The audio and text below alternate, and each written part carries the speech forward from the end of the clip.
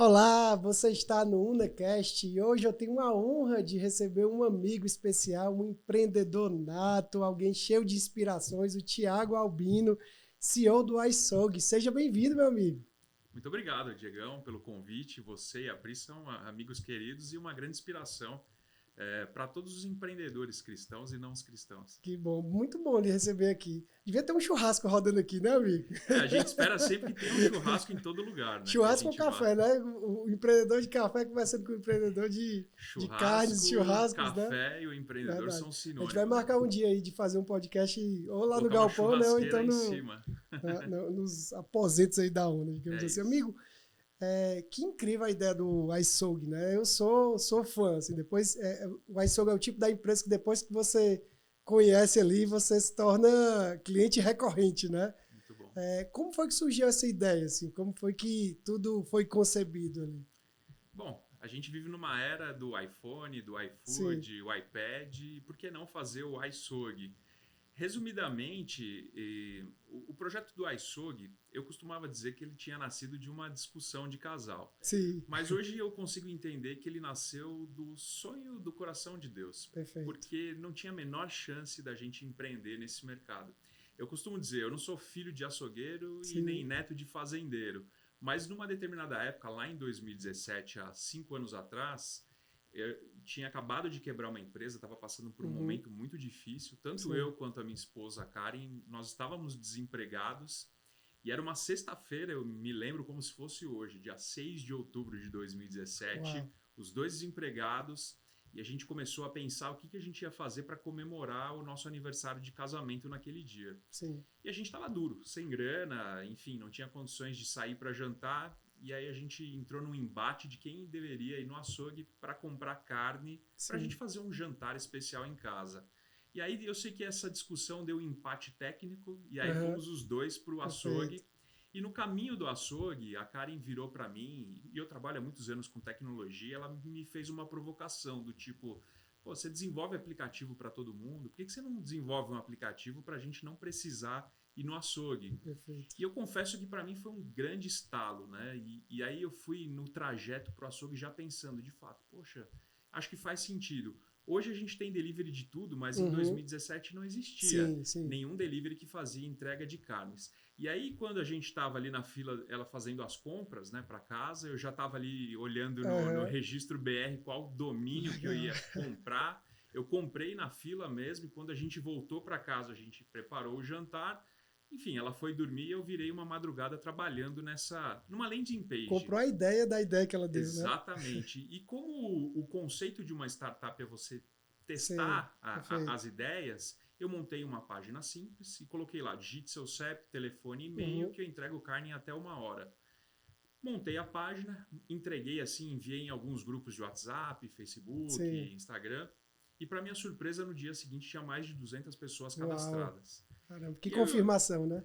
eu olhei para aquilo e falei, poxa, eu acho que existe uma dor a ser resolvida para essas pessoas. E aí eu comecei a interagir e, obviamente, as pessoas começaram a perguntar o preço das carnes. Eu não Uhum. tinha, porque eu não trabalhava com isso. Sim. Mas a minha primeira ideia foi ir num supermercado perto de casa. Aí eu fui, fotografei os produtos do balcão, Uhum. montei um Excel, coloquei ali um markup de 20% e comecei a Sim. responder as pessoas.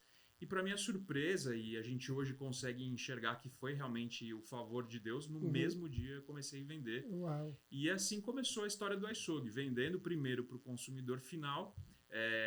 Então eu ia até o mercado, comprava, voltava para casa, manipulava, chamava o motoboy, entregava e já se Sim. passaram 5 anos Que incrível. desde que essa história começou. Interessante, né? Que um grande projeto, né? Uma empresa que foi concebida diante de uma dor, né? Ali, de um Exato. momento desafiador que vocês estavam passando, né? Então, muitas vezes, quando você está ali naquele momento que você acha que as coisas não estão fluindo, é exatamente ali que uma grande ideia pode surgir, né? Exatamente. Acho que o importante de tudo isso, e para quem nos assiste também, é nunca desprezar pequenas Sim, ideias. perfeito. Né? Normalmente o empreendedor tem uma cabeça muito criativa, Sim. consegue ter muitas ideias.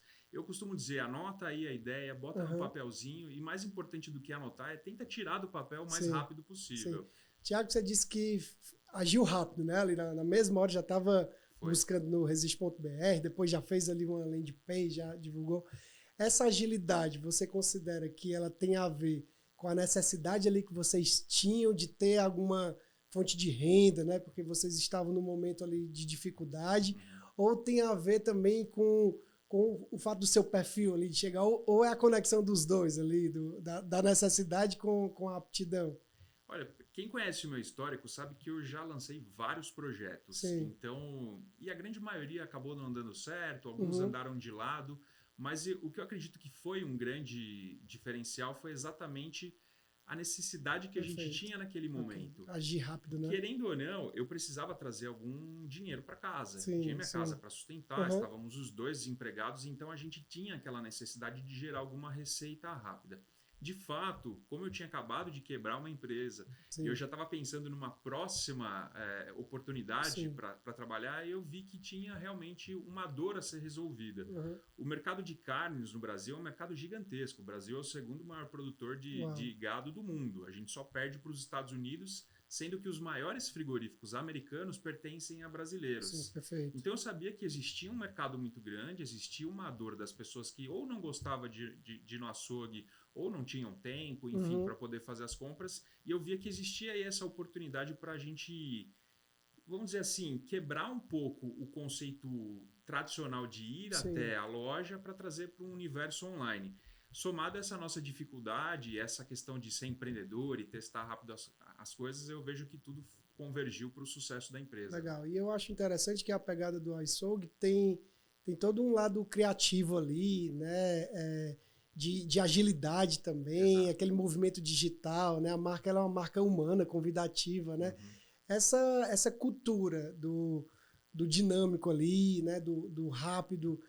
Eu diria que o iSogue também é uma marca carinhosa, né? Tem sempre uma frase ali criativa, né? Uns emotions também no meio do processo. Isso vem das suas experiências anteriores ali, da pegada startup que você vem desenvolvendo. Já a gente vai conversar sobre isso também. O que motivou a empresa a se tornar essa formatação, né? Eu penso que o iSogue criou um novo nicho ali, né? Dentro da sua linha de atuação. Se a gente olhar para o mercado da carne, a carne é considerada um commodity. Sim, então, perfeito. quando ela não tem uma etiqueta por cima, ela é absolutamente igual e você não consegue distinguir uma da outra. Então, eu pensei, puxa, como é que eu vou conseguir diferenciar a minha empresa de empresas tão grandes, né? Hoje, os maiores frigoríficos do mundo são os brasileiros. Então, eu tinha que ter algum atrativo diferente. E o que a gente acabou fazendo foi olhar isso sob uma perspectiva de inovação e tecnologia. Então, eu sabia que para me diferenciar, não adiantava eu entregar uma carne saborosa numa sacolinha verde reciclável. Perfeito. Eu precisava criar uma experiência diferente para os nossos clientes. Então, o que a gente fez desde muito cedo? Eu investi muito em embalagem, em apresentação, em experiência. Quem já comprou os produtos do iSogue sabe que sempre vai uma cartinha escrita à mão. Perfeito. Para que a gente consiga trazer um pouco o famoso encantamento, né? O encantamento do cliente. Então, assim, commodity por commodity, eu sabia que eu ia ter um oceano vermelho para brigar. Porque seria muito difícil negociar preço, sendo que os frigoríficos são donos da cadeia inteira. Então, eu falei, eu preciso ter uma experiência muito premium. E ainda assim, hoje a gente consegue ter produtos para classe A, B, C, D, E, enfim, a gente tem de tudo um pouco. Agora, se a gente fizer um paralelo com a área de tecnologia, com o mundo de startups, o iSogue ele é considerado uma food tech. Certo. Então, é uma empresa de alimentação, mas que tem uma base de tecnologia muito forte por conta dos sócios que estão no negócio. E agora, no mercado de tecnologia, a gente costuma dizer, principalmente com a chegada dos influenciadores, que surgiu um novo nicho de mercado que são as DNVBs. Certo. Digital Native Branded. Então, assim, são marcas que nasceram... que são físicas, mas que nasceram no online. Legal. Então, para que você consiga se diferenciar com tantas empresas no mercado, você precisa ter um produto atrativo, que de fato ele resolva uma dor e que tenha uma boa apresentação. No nosso caso, ainda tem que ter um a mais, que é o sabor e a maciez, e tem que ganhar a pessoa pelo estômago. Legal, né? Incrível, né? E aí você acaba se tornando competitivo e navegando no oceano azul ali, né? De possibilidades, né? Eu lembro que a primeira vez que a gente recebeu o iSogue em casa, eu fiquei impressionado com a embalagem, com a qualidade da carne em si ali, né?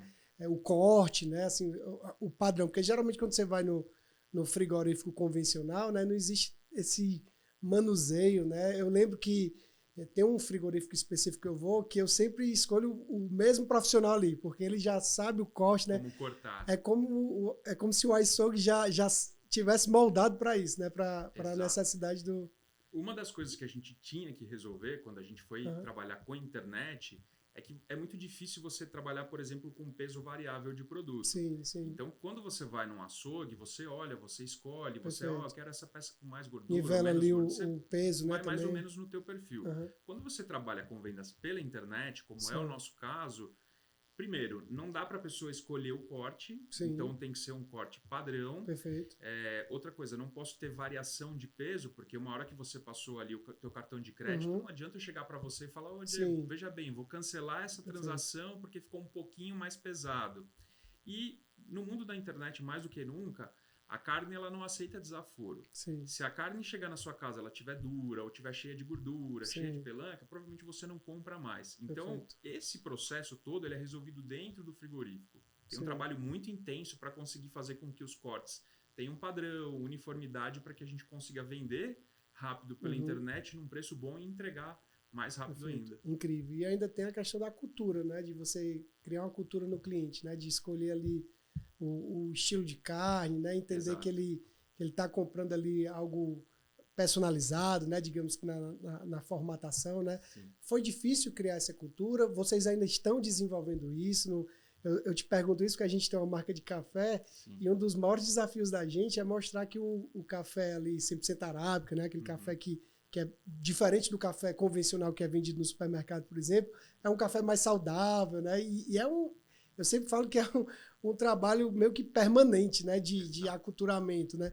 Isso também se aplica no universo das carnes? Super. Na verdade, assim, hoje, se você pegar, né, um boi, ou um suíno, um frango, você tem potenciais mais de 500 tipos de cortes diferentes. Porque quando você pega, você pode vender ele em peça, em cubo, em isca, moído, enfim. Perfeito. Quando você vai multiplicando pelos cortes do animal, é uma conta meio exponencial. Então, o que a gente fez? Quando a gente lançou a primeira versão do site, do online, eu coloquei todos os cortes à disposição. Absolutamente todos. Era uma lista imensa e infinita. E aí, com o tempo, a gente foi entendendo o comportamento das pessoas, a gente foi afunilando, e hoje a gente tem 200 cortes diferentes. Legal. Mas antes de chegar nesses 200, eu testei quase 1000 cortes. Então, eu pegava o boi inteiro, abria todos os leques. Isso, em termos de produção, é meio inviável, porque imagina você ter 700 SKUs, tem estoque regulador para tudo isso, é muita coisa. Além da logística também, né? Tem a logística, o próprio lojista não vai ter espaço para poder armazenar tanto produto, mas depois que você faz ali o abate do animal, você precisa dar alguma finalidade para os outros cortes. Então, a gente aprendeu a operar de um jeito que eu consigo dar finalidade para todos os cortes. Legal. E eu estou sempre trabalhando com curva A e B, ali do que gira mais de produtos. Depois disso, é muito ouvir o cliente. Ter sempre canais diretos para poder ouvir, ver o que faltou, o que puxa, não ficou legal, e a gente vai construindo um cardápio de acordo com a necessidade dos clientes. Os frigoríficos tradicionais, as grandes empresas, elas normalmente produzem aquilo que interessa para elas.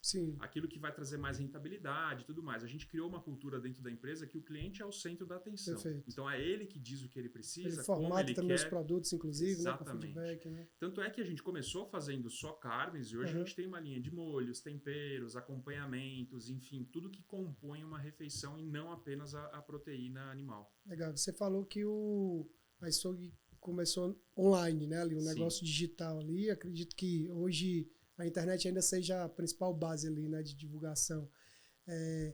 Qual é o principal desafio de um negócio que nasce no digital, na sua opinião? Assim, você que é um empreendedor que viveu aquilo na prática, né? Porque muitas vezes eu chamo de os gurus digitais, né? Que são as pessoas ali que dão inúmeras dicas, mas nunca viveram na prática até o que estão falando, né? Você vive na prática isso constantemente, né? Qual seria um conselho que você daria para um empreendedor digital ou para alguém que está pensando ali em iniciar um negócio no online, vivendo na prática? Em termos práticos, o que a gente fez quando a gente começou a operação da venda? Como produzir carne é muito complexo, que envolve desde a cadeia produtiva de dentro da fazenda para fora, o que a gente inicialmente fez? Eu montei um e-commerce simples, vamos dizer assim, só que eu coloquei todos os cortes possíveis E a outra coisa que a gente fez que foi bem arrojada à época, eu coloquei o range de CEPs de entrega de 0001 até 999. Uau. Ou seja, qualquer pessoa do Brasil todo. inteiro poderia comprar. Aham. Detalhe, eu prometi entrega em até 2 horas. Nossa. Então a pessoa ela comprava e eu tinha 2 horas para poder resolver o problema que eu mesmo criei. Então ter que ligar num açougue próximo e ver, enfim. E esse apelo impactante dá muito certo na internet, né? Assim, gera aquele burburinho, né? E na verdade a gente foi entendendo ali quais eram as regiões onde tinham mais potencial. O Brasil tem mais de 5.000 municípios, então imagina a loucura de você fazer uma virada como essa. Mas a gente no primeiro momento viu que 90 cidades do Brasil seria o melhor caminho para a gente atender, e depois a gente até afunilou e deixou 3 capitais. Então, São Paulo, Rio de Janeiro, Belo Horizonte, a gente focou muito ali. Então, nessas regiões, a gente aprendeu a trabalhar, a gente aprendeu a ter os melhores fornecedores, os melhores canais de distribuição para poder atender bem o cliente. Uma das coisas que é importantíssima hoje para quem trabalha com internet é o cliente não quer pagar frete e ele quer receber o mais rápido possível. Perfeito. Se você reparar, hoje os grandes aplicativos que estão crescendo de uma maneira muito intensa, eles fazem entrega absolutamente expressa.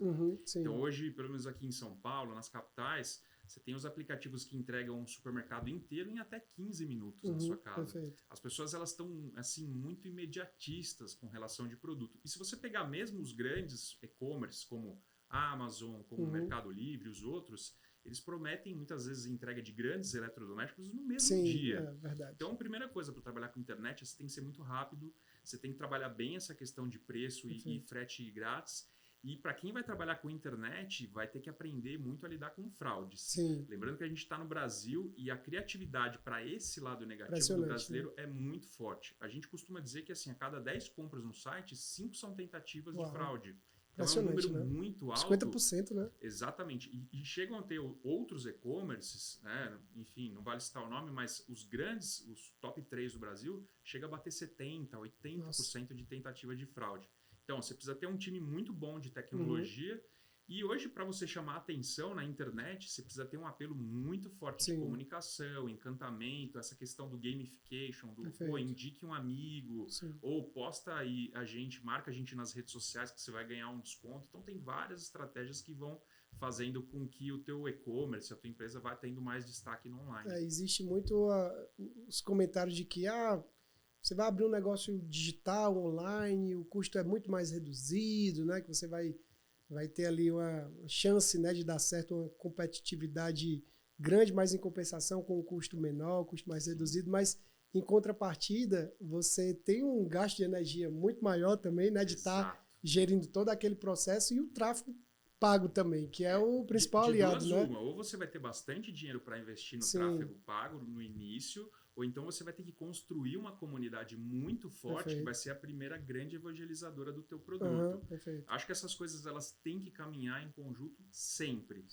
Ter sempre uma verba para poder fazer o tráfego pago, sem ele você não consegue escalar, e do outro lado encantar clientes para que eles sejam aí os porta-vozes da tua marca. Porque aí você não vai precisar investir tanto no novo cliente, né? Aquele cliente vai estar recomprando, vai estar falando bem para outros clientes, né? Então é uma venda quase que às vezes gratuita, né? Entre aspas. Que é o que a gente chama da propaganda de prestígio, né? Que alguém que já experimentou um produto, gostou, ele acaba trazendo ali os seus amigos, parentes, colegas de trabalho para consumir aquele produto também. Já mudando um pouco aqui de assunto, você me falou que adentrou aí nesse mundo das startups, né, dos investimentos. Assim, eu quero te fazer uma pergunta que eu fiquei curioso quando você me falou sobre isso. Qual foi o projeto assim, mais incrível que você viabilizou ali dentro desse cenário? Teve algum projeto assim, que você olhou e falou assim, uau, né, eu vi esse projeto acontecer? Teve algum caso assim... Teve 2 projetos que são assim muito emblemáticos na minha vida. Eu, antes de empreender, eu trabalhei em banco, empresa de tecnologia, mas os últimos anos eu trabalhava com telecomunicações. Então eu sabia que o futuro era móvel, cada vez as pessoas mais ligadas no celular e muito menos físico. Então, à época, a primeira empresa que eu montei foi um portal de locação de telhados para as operadoras de telecom, que é a MyTower. Na verdade, é um site que existe até hoje, a gente tem uma base bem grande de imóveis, mas eu acredito que ele foi um projeto certo, só que na hora errada. Por quê? Quando eu lancei a plataforma, a gente sabia que tinha muito síndico e donos de imóveis que queriam alugar para as operadoras, mas não tinha um canal para conseguir falar com as operadoras, e a gente foi esse canal. Só que o processo de expansão da telefonia ele começou lá atrás, em 2000, finalzinho dos anos 90. Então, assim, eu costumava dizer, se eu tivesse lançado esse projeto um pouco mais cedo, provavelmente ele teria sido um grande sucesso por conta dessa necessidade de expansão das operadoras. Então, esse foi um projeto que foi bastante interessante e me ensinou muita coisa, porque quando eu saí do banco, eu praticamente fui para me dedicar a esse projeto. E um segundo projeto que eu tinha, que era um rastreador para pets. Não sei se você já viu, muitas vezes, colado num poste, procura-se, né, o cachorro, o gato. E esse foi um dos projetos também que me fez sair do banco para poder empreender. Porque a gente lançou um rastreador que você colocava na coleira do pet para poder acompanhar pelo celular aonde ele estava.